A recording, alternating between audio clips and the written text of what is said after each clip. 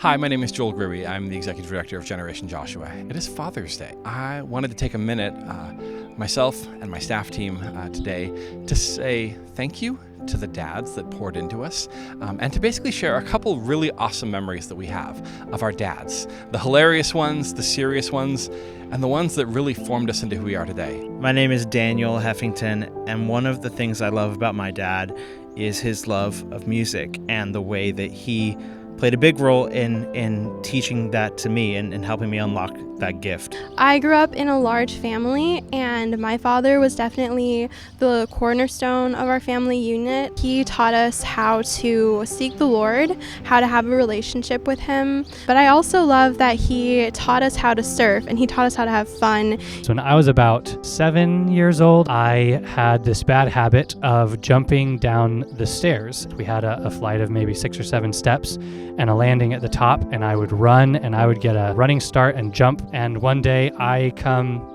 flying down the stairs, literally in midair, and my dad walks in front at just the perfect time. He went flying off into a piece of furniture. I ricocheted off him and slammed into a wall and kind of slid down it. It brought a whole new meaning to, thorn in the side, so to speak, that children can sometimes be. I love golfing, and my dad is one of the people who really got that into me.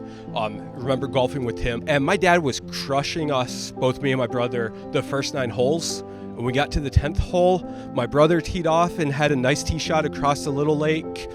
I teed off, had a nice tee shot across that little lake, and I think it took my dad 20 tee shots until he got it across that lake. One thing I love about my dad is that I can always count on him for his wisdom, especially about spiritual matters. He is always somebody that I can go to think through ideas and things that I'm struggling with, and know that I can get good advice from him. We grew up on a farm way out in the middle of nowhere, and it was an hour drive to anything. And my dad thought it was important that there were some classes and education that we did together. One of those involved a class every Thursday or Friday morning. I don't remember which day of the week it was. And the class was at 7 o'clock in the morning, and it was an hour away. So I have many, many memories of myself and my dad driving down the farm roads when it's still dark out, talking about life every week for about a year as that class went along. And I would trade almost anything to have those sorts of conversations with my dad on a weekly basis again. One funny story I have about my dad relates to the music subject. He was a music teacher at a public school when I was a little kid, and I was the homeschool kid with a public school teacher for a dad. And I got to come in my afternoons once my little kid's schoolwork was done and kind of sneak into his band room, where all of his middle schoolers, who were very big, scary students to me, were learning about music. And I got to wait till they would leave and go to the lunchroom or whatever, and I would get to sit in the chairs and answer questions about music. And if I got them right, he would throw candy at us, at me and my sisters, like he did for his real students. One thing I really love about my dad is how goofy he was when I was a kid. I think that I can see a lot of his influence in my appreciation of humor now. One thing that he taught me was that it's a good thing to step up, apologize, and admit when you're wrong. I know he did that at times as a father and would apologize to me and my siblings, and that just set a huge tone for us, realizing we're not perfect.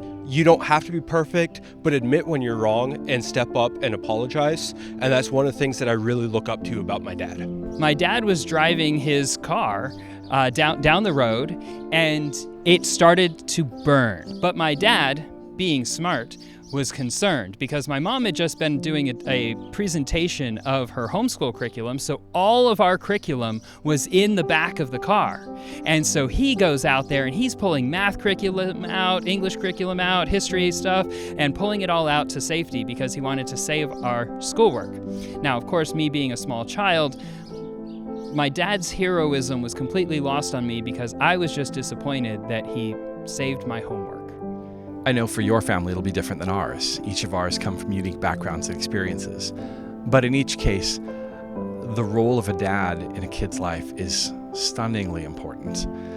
I hope you've been encouraged and maybe laughed at a few of our stories. And I hope you have a fabulous Father's Day. So from all of us here at Generation Joshua, happy Father's Day.